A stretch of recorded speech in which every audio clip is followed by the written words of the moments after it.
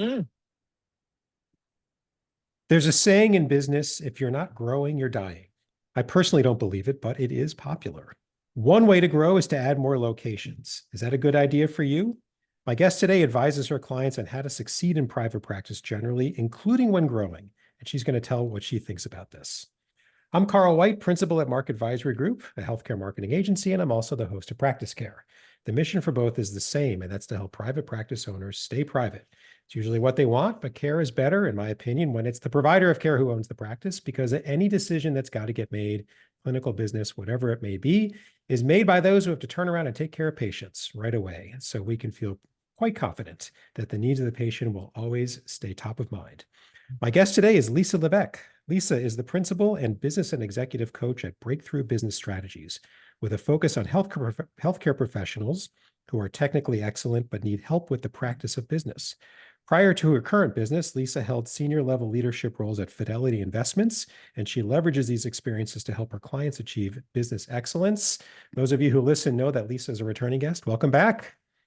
Thanks for having me back, Carl. It's always a pleasure. Yes, and here in spring, as we were wondering when Yay. it was going to get warm once and for all, maybe Right. today, maybe next week, who Mm. the heck knows?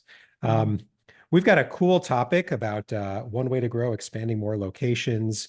It's something that probably is on a lot of practice owners' minds, and we'll get into it. But for those who haven't heard you before, tell us more about you. That was a short bio, but that's what I asked for. Mhm. So fill in some Mhm. gaps for us. I think you gave the great highlights, right? So spent a Well, lot of you gave time them to in, me, in so it's all credit to you. yeah, thank you.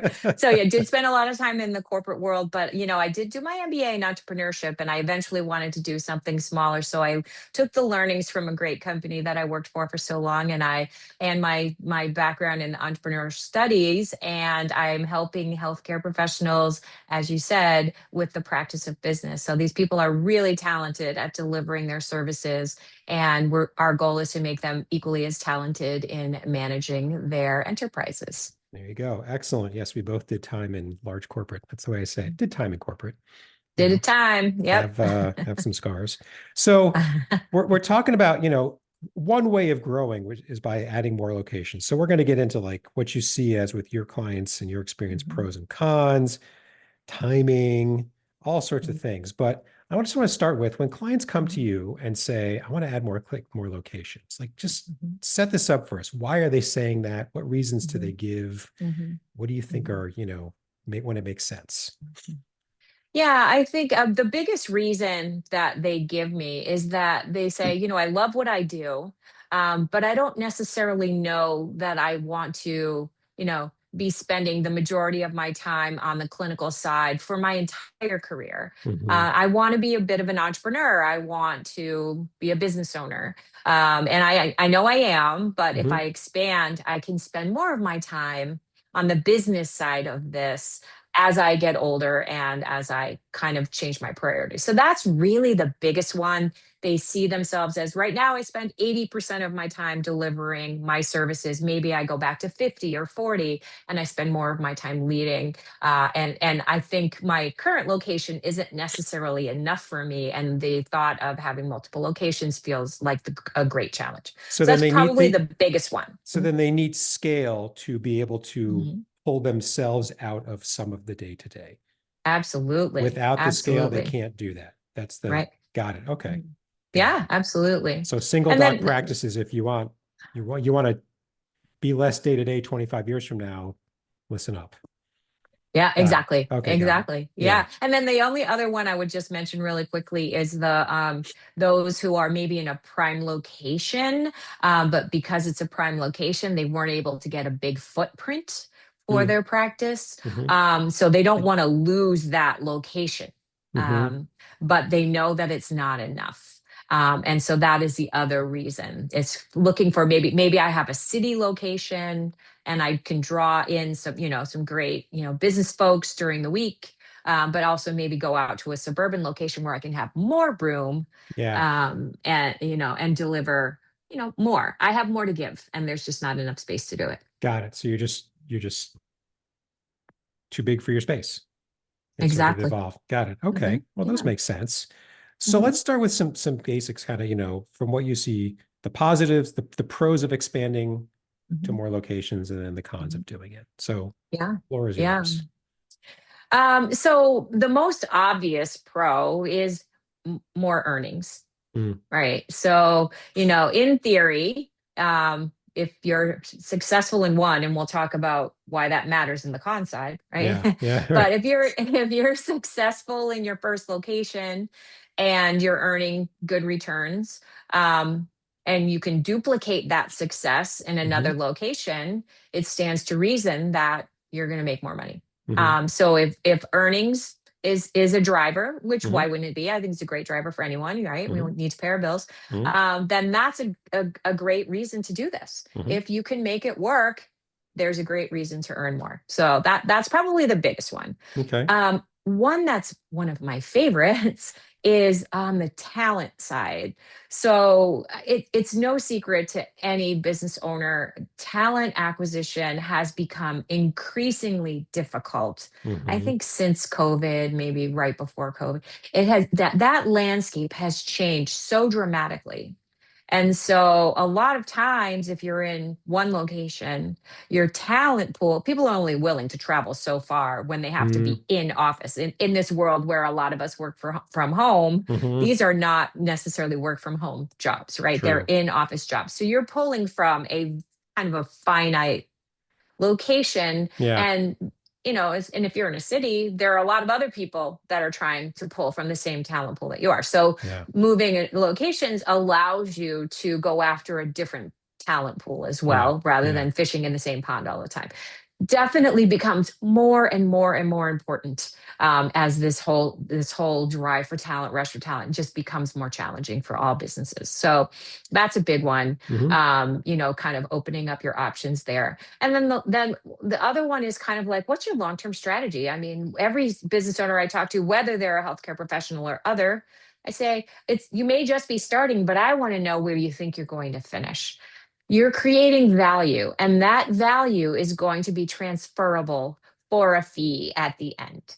And Hmm. so by being able to expand to multiple locations, you're certainly creating incremental long-term value, not current year revenues, long-term value that Yeah. will be, sometimes people see it as their retirement plan, could be your retirement plan depending on the strategy that you use. So Hmm. building value is really a great pro of doing it.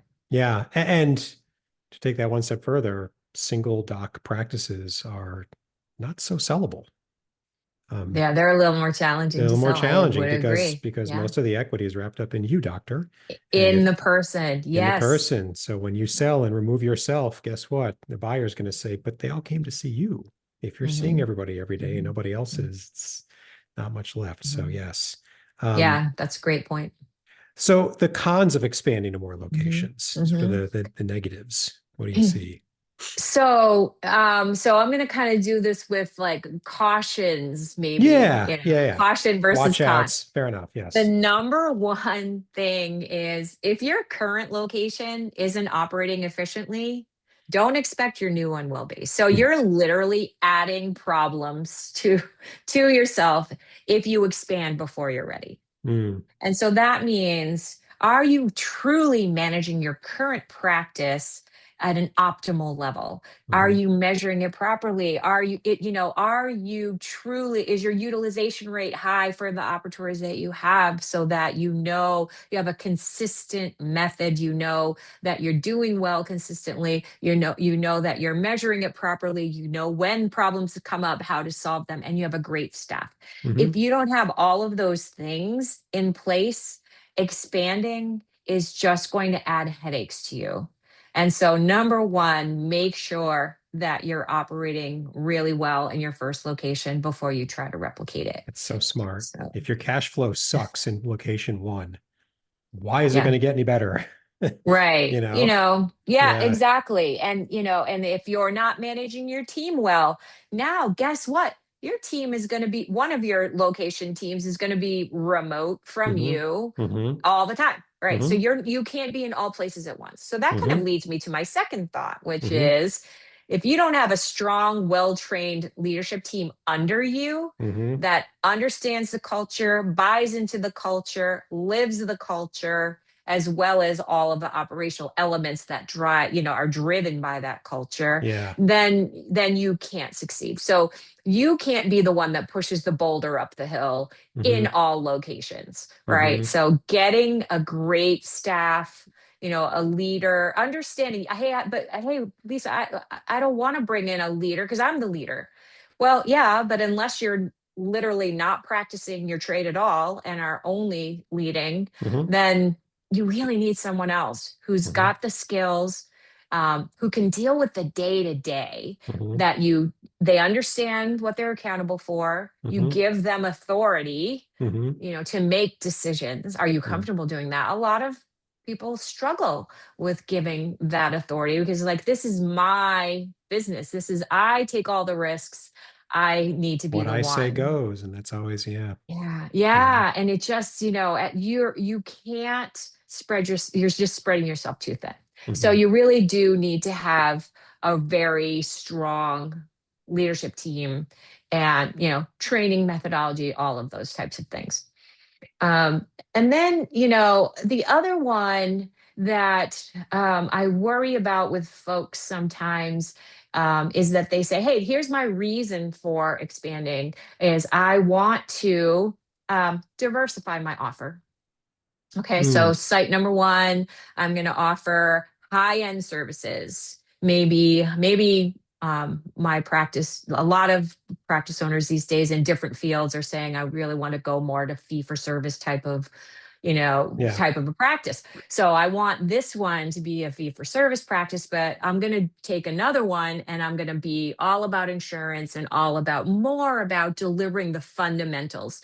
And so, if you kind of have a strategy where you're trying to diversify, that gets really complicated if Hmm. you're not really, again, zeroed in on your values and how you measure your business and what outcomes you are looking for, and you're communicating that all the time. Because Yeah. what ends up ultimately happening is what if you have a patient that needs to go to your location B, that's where they normally go, but they need to see you sooner. There's no appointment. So we're like, oh, come to site A. Yeah. Totally different experience, right? Yeah. Different cost structure. Yeah. It's confusing to them. It's confusing to your staff. It gets more complicated. So it's kind of, so I kind of went a little off on this one, but it's kind of like the cons are if you're really thinking you're diversifying your business, but you haven't thought it through, it can get very risky. Yeah. And when you say that, what I think of is Dr. X, want to serve two different markets. And Yes. so, very little translates from location A to location B if they're serving Right. different. You should consider the new one as 100%. total new startup. Who's my competition? What do those patients Mhm, demand? What do they mhm, expect? mhm, And anything that's an overlap, awesome, it's mhm, gravy. mhm. But other than Yeah. that, Yeah. there's no reason to presume that they're going to come to you Right. if you unless you really just start from, this is a different market. What do they need? What are their And gaps? something that you are not a stranger to is, are you diluting your brand? And in fact, should you almost even have it, if you decide to do Brand that, new. have a different name Hmm. so that your brand is not impacted by either Yeah. side. Yeah. So there's a lot more to it when you're thinking about the kind of diversification when you're still kind of within the basic same field. Right. It's just kind of how you're offering the services that can get kind of really risky. So that's a lot more to think through than, It am I ready is. to grow or not? Am I ready to move along to a new site or not? Yeah. Yeah. Yeah. Absolutely. Um, what are some of the myths, like some of the things you dispel when you're Mhm, talking with mhm, clients? Like we were talking mhm. about one before about just how quickly it could be done. Yeah. Like what are some of Yeah. I Yes. can stand up a practice in six It's months or, I mean, so hmm like what are some of the yeah. where Yeah. your clients listen, they go, oh yeah, okay, Right, right. Yeah, let me and I, think I think harder. the one that you just said, honestly, what I love about folks in healthcare delivery is they truly can be eternal optimists, right? And so they say, "Oh, I think Ignorance is I'm bliss. Is that what ready." it is? Yeah, It's maybe a good. little. You got to have the, yeah. Everything's positive, this is great. I'm doing great. I'm ready to move to a new site. Hey, Lisa, today's April 21st. You think by like October 1, we could be in a second site? And the likelihood of that is pretty low. Yeah. When you think about finding real estate, how long does it take you to find real estate? Because you do really need to assess it. Not only do you assess, the cost and the location and the parking, you also can't forget the competition around you, right? You want to make sure you find a spot that's going to really serve your Mm-hmm. practice well, Mm-hmm. right? So that's number one. So that doesn't happen in a month or two. Mm-hmm. I mean, maybe if you're lucky, but for the average individual, I mean, honestly, 6 months is not unheard of. I have clients that we've been talking and casually looking for over 2 years and still haven't found the Yeah. right one. I mean, it's not a quick fix, unless somebody comes to you and says, "I've got this great site, this practice is closing down. They're willing to, sell, and it's already built out. Maybe it needs to be modernized, but it's built out." Yeah. That doesn't happen that often. No. So once you find the place, now you most likely have to build it out.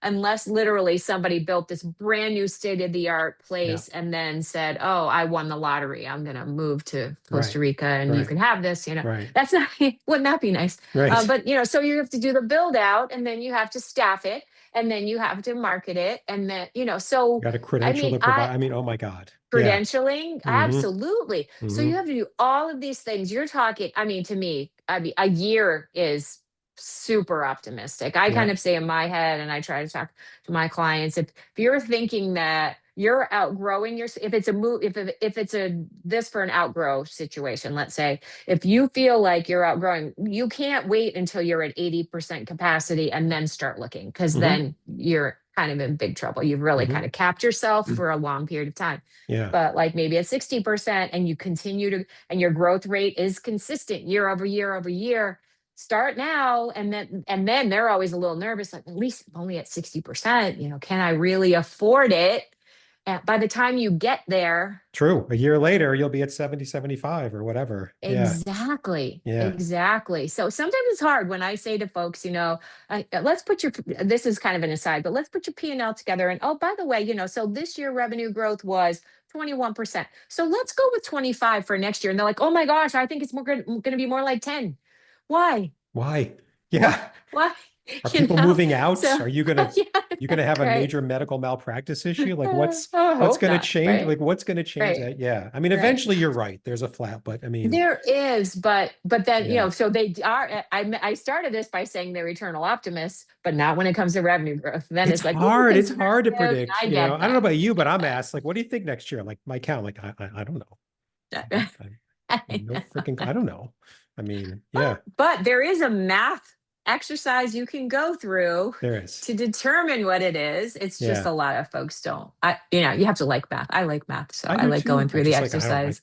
I just don't like, are they going to say anyway, whatever. Yes. Different. Yeah. We are in different businesses than the typical, Yes, we are. practitioner Right. is. Yeah. Yeah. Yeah. So, I mean, why would that change? And then 60-ish%. And then, can I Mhm. afford it? Well, you can better than when you open up this one, when you were, Yeah. swimming Yeah. in loans and And didn't, and what, you still got it. And look at you now. So right, right. unless the financials for the financing for location number two Mhm, is mhm. worse than this Right, one, I right, think you got it. right. Easy to And let's say. not forget, growing businesses, what is the word? What's the buzzword? The buzzword is scale. Mm-hmm. You have to scale your business, right? Mm, And so if you're thinking, when you're thinking about a second site, don't allow yourself to think, "Oh my goodness, it's apples to apples," because it's not. hmm There, your marketing, maybe maybe it's 1.2 versus 100% of what you sent. Now it's 120% of your spend. Your bookkeeping, back office, your billing, if you are still doing insurance billing, that Yeah. unless your billers are at 100% capacity, they can take on more. And so it's not a one for one. So there is this opportunity due to scaling. Yeah. So when you start to get a little bit worried, recognize also that number one, you don't have to build it up immediately. Hmm. You still have to pay for the space right Yeah. away, but Yeah. the people you can add as you grow. But it's not a dollar for dollar match when you No, go to the so some of next the site. overhead categories, definitely, I could speak for Yeah. marketing. If a client adds a Right. second Yeah. location, I'm like, there's a little more, but Right. Right. I But it's not mean, 100% we're more. not even close to double. No, why? No. Same brand, Right. same people. I mean, yes, same, Exactly. or just more geography. Easy. Exactly. Yeah. Yes. Mm. Um, any other like myths or just misnomers or, hope you have to Uh, dispel, I guess. Yeah, no. I mean, I feel like there are a few, right? But let me think. In terms of myths or misnomers, I think kind of going back to what I touched on a minute ago, don't underscore the importance of understanding your competition and the Hmm. location that you're going to. Because, and I Yeah. think a lot of folks try, they'll say to me at a high level, oh, there's a lot of, you know, I've worked with physical therapists as an example. Yeah, there's several of them around me, but we're all a little different and we all do different things. And that is somewhat true. Like, oh, I work with athletes or I work with the elderly or I work with whomever in that profession. And that is somewhat true. But wouldn't it be even better if you were kind of one of the only few in town? And so it goes back to that the timing. Do not underestimate how important it is to do your true due diligence on your location and your local competition, as well as the local economy's talent pool Yeah. and the ability of the potential clients, patients, et cetera, to pay your fee depending on how you're planning on delivering. So you do it all for the first time, Hmm. you still don't forget you're going to have to do all of that same work again, and don't take it for granted. No, It's really important to do it. a proper market study. It doesn't have to Yes. be like it doesn't have to be this massive cost thing, but um, Mm-mm. But you learned the first time, you know what you did the first time to get your financing from the bank, right? They right, needed to see a business plan. So right. you have done it. And Yeah. so it's just, you still need to do it. You might Yep. be successful. You still need to do it. We've done this once or twice. Once it was already lease signed, drywall going up. And all I can tell you is if this person had asked me beforehand, I would have said, do not open. Don't pick there. Oh, There's wow. Yeah. there's at least 30 competitors within 5 miles of you, practitioners. And you're the new guy and they're not. And so, Mhm. Right. and then listener, it goes on to, so you're going to pick an area and, unless you're truly one of a kind, you're going to have some level of competition. Then the next question is, so why are they going to choose you? And this whole, what you just said about, well, we do different things. I promise you, no layperson is going to detect those differences. Nope. A Nope. teensy bit will, but not enough to fill your book.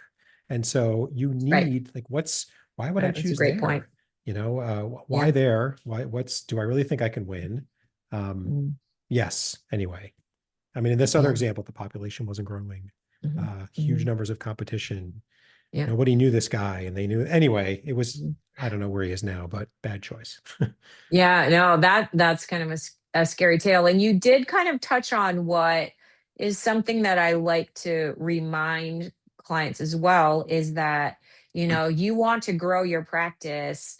There is always not always, but there's often the option of growing in place too. Yeah, that was the next, just other Don't, way. If oh, it's yeah. growth at all costs, not growth at all costs. I want to grow and I'm going to open up another You location. don't That's have to one go. way. Yeah. That's one Yeah. way. It's not the only way. So yes, go Mm-hmm. ahead. Growing in place. Yeah, so certainly opportunity for expansion in current locations. So it's kind of smart, but you're not really thinking this when you first start out. But it's kind of smart to when you look at a space to say how much potential is there for growth, and Hmm. how hard would it be for me to grow? Hmm. Because you might not be feeling that right away because you're feeling the enormity of the debt that you're in. Hmm. But very quickly you Hmm. begin to earn a good living and be able to make it happen. Hmm. But there's all kinds of ways to grow in place. There are so many different strategies of how you can expand your earnings within your current location. Longer hours of operation, maybe bringing in a type of specialist once or twice a week just to offer a different level of service. And then just like, can I break the wall into the tenant next door moved? And so can I just break through the wall and just add on and just Hmm. add on same services or add on incremental. So growing in place, I'm a big fan of Me growing in too. place. It's so much easier to manage what's under one roof. Yeah. If you have any interest in still delivering on Hmm. your clinical side, which most of these folks do. That's why they went to school for this, right? Yeah. Yeah. That maybe not at 75%, which is what I always kind of propose. 75 should be your max because you still have to run your business. Yeah. But so if you don't, if that, and that's a really active Yeah. in their business person. If you're more of a 50% person, Yeah. then hey, find ways to make it still exciting for you, and but still, maximizing your earnings, and always be willing. You and I talk about this all the time. You're certainly going to be more successful having more professionals in your practice versus being a single owner. Correct. Correct. And as long as it's a set of services that it's logical and reasonable that your current patient base would need, Mhm. then Exactly. like Hmm. this one colleague I know, she's a partner in a primary care practice and they do sleep medicine every patient. And I sort of lost my brain from like, why do you do that? She said, well, it turns out, Carl, everybody needs to sleep well, but few do. And I went, oh, obviously. And so, we really, legitimately and authentically, and I think appropriately press, how's your sleep? And, Yeah. and Yeah. they do sleep studies and they do makes all the sense in the world. I It mean, makes a lot of sense. In fact, I'm like, give me that number. I yeah, need some sleep therapy. it's and so many have so many therapeutic areas have these logical extensions that make a ton of Yes. sense that, Yes. got to spare. There's logistics, right? But Hmm. maybe you have to take an Hmm. unused room and rehab it rather than a Hmm. whole new lease or, whatever. But you get Right. the growth in Right. place. I know I'm Right. a big fan. It's just Yeah, easier. I do love that. And by the way, like I worked with a physical therapist a few years back, and he wasn't fully utilizing his space, Mhm. but he did plan to grow. And one of the things he did, that again, physical therapy, he hooked up with a yoga group, Mhm. and they did yoga classes in there during downtime. Think about that. Right. And then you're right there. You kind of know the environment. We Mhm. all, if anyone who does any level of physical activity at some point pulls something somewhere, and you need a physical therapist. So Mhm. it's interesting to there's also that, fill in while you're doing the growing thing, because we talked Mhm. about, oh, we're there and ready to move on, but there's also that period of time that you're growing into it. And to your point, look for complementary things that you can do in the Yeah. interim, which is kind of a different topic, but it's an interesting one, and you just kind of Yeah. made me think about Yeah. that when you Yeah. said what you Yeah. did. No, I totally agree. As always, we cover a lot. Is there anything you think we should have hit on that we missed? Boy, I really do feel like we covered a lot. The biggest thing to me is, before you even start this, be as honest as you can about with yourself, about understanding why you're doing it. Hmm. If that reason isn't, if a major primary driver of that reason isn't because, hey, I kind of think I want to be a great clinician, but I also want to be a great entrepreneur or business owner, Yeah. then you probably want to give it some really deep thought, because running a business, and this because you do it, these folks do it, is very different. And you have to like that. And I meet some folks who say, I want to grow, Lisa, but I don't really like to run a practice. And those are a little bit more Growth challenging, in because place or yeah, growth in incremental. place Yeah. with a very strong team that you're willing to delegate to and hold them accountable. Because Yeah. if you're not wanting to run it, you need to make sure they're running it right. Yeah. And that's hard to do if you're not a business person by nature. And So you when can you always said hire a that, business coach. I'm it's, sorry. I know you can, Yeah. you can, and I'm talking to one right now. But, and there's the point, like, and listener, don't fool yourself. Well, I can open up a second location. I'm running a first one. You're there every day. And do not diminish the value of being there every day. You lose sight of Exactly. all the stuff it runs just because you're there. Location two, you're not there every day, or you're there half time. Right. It, it, Right. Right. the best clinician on earth doesn't mean anything in the leadership side. Those Definitely skills not. are not Right. relevant. They're different. Completely different Leading from a skills. distance, delegating, Mm-hmm. systems, make sure this thing runs well when I'm not there, because you won't be all the time. Mm-mm. These are different. They're Yeah. more than they're night and day different. They're Mm-hmm. just night Mm-hmm. and day different. And so Mm-hmm. don't, maybe They that's, are the different. other question is, where should somebody start, if they're Mhm. thinking about this? And maybe that's just, what, just take a good long look in the mirror and ask yourself, Yep. do I What want do I to really want? do I want Hmm. to, am I prepared? And do I think I can succeed at being the Hmm. business person, Right. not the clinician? Because that's Exactly. what this takes. It really does. If you're looking for multiple locations and Yeah. keeping the consistency with the brand and quality and all of those types of things, you have to be an active business leader in that. Yeah. If you're not, it's not going to Yeah. work. Yeah. Yeah. Your ability to diagnose something, the best in town at diagnosing X, or you're the best shoulder guy in town, doesn't matter at Mhm. all when you Right. are now have a second Right. location Yeah. across town. Mhm. Yeah. Doesn't matter. If The you if you, needs. if you don't understand the fundamentals of cash flow and all of a Yeah. sudden can't pay your bills, Yeah. and so I can't even bring on any more patients because I don't have a front office staff because I couldn't pay my Right. bills. I mean, Right. that's a terrible You scenario, can't, but you can't shoulder reality fix your is way out of this hole. It's a you different kind of can't. hole. That's right. That's right. And the number one reason small businesses fail is due to cash flow issues. So understanding the basics of what that means. I mean, I'll talk to people and they don't even honestly, and I don't mean this disrespectfully, they Mhm. don't really grasp what it is and the importance of it. Yeah. Ask yourself that. There's another one. What is cash? How do I define cash flow? If your answer is I'm not Mhm. sure, please don't Mhm. open up another location. At least not yet. Exactly. Please don't do Exactly. that to yourself Exactly. and other people. It's Exactly. going to ripple through.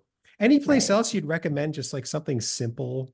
The context is, you've Mhm. caught their attention. Mhm. I want to expand locations, but I just Mhm. don't know where to start. And what we've been saying Yeah. is think it Yeah. through. So, Yes. so Yeah. And yeah. so to me, there's like the steps, right? I think I want to do this. So then it was what I said a moment ago. Hmm. Ask yourself why, Hmm. right? Why are you doing this? Hmm. Is it I want to make more money? Then it definitely yep, Yeah. that could potentially happen if it's managed properly. Hmm. So, but yeah, if your why is I want to earn more for whatever reason, that's a great way to do it because you're going to max out your current location if your earnings don't get to the place. So that's great. So once Yeah. you've determined, yeah, that's why I want to do it. I want to earn more, or I want to create more economic opportunity for folks around me, or I want to deliver my services to a broader range of folks. Whatever your why is, as long as it's a valid why, that's number one. Number two, how is my current site operating? Hmm. Am I good? Do I understand what the drivers are? Do I have the right things in place, the checks and balances, the right people? Have I trained them properly? Do they have the right, levels of responsibility, accountability, et cetera? I feel good about those. I feel, yep, checkbox on that. And I'm excited about moving on. And I eventually plan on practicing less and managing a business more. Like, so looking at what your end goal is, making sure your current thing is great, the people you have are great, and then making sure you as the owner, clinician, business owner, et cetera, understand what your balance has to be. And that is probably one of the biggest Mm. challenges I get when I say to people, you need to be at least a lot of clinicians, 75, 85% of their time is delivering the service. I get that you have to fill in sometimes, but if you truly want to run this business, you can't run it if 75 to 85% of your time is delivering the service. So you have to be committed to that and you have to hold yourself accountable for that and not and live it every day because if you Hmm. don't then you're not going to get there. So really shifting your mindset, understanding it over time. So it's an overtime thing, it doesn't happen automatically, but those Yeah. are kind of the ways to think about it. Plenty of food for thought. Thank you. Mm, Thank you yeah. again for coming on. All great topics. Listeners, we've had, I've lost count, 6 or 7 episodes with Lisa. Always culture, strategy, growth, people, Really, really put them all together. It's really, it's just a nice growing volume of really sound business advice. So thank you for adding Yeah, to it thank you. today.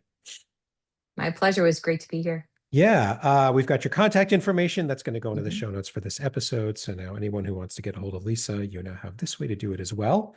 Two quick points before wrapping up. First, if you're like Lisa or us and you serve private practice owners, or you're one yourself and you've got some experience on the business side of private practice, don't underestimate what that is. Something you think is boring and obvious and who would care, I promise you. Plenty of others are struggling with it. In the show notes for every episode is a link. Couple of clicks, tell us what's on your mind, and we'll get you scheduled to come on as soon as possible. And finally, please subscribe to Practice Care. One word, easy to find everywhere. We drop a new episode every week, and that's just the easiest way to stay up to date. Thanks very much, and until next time.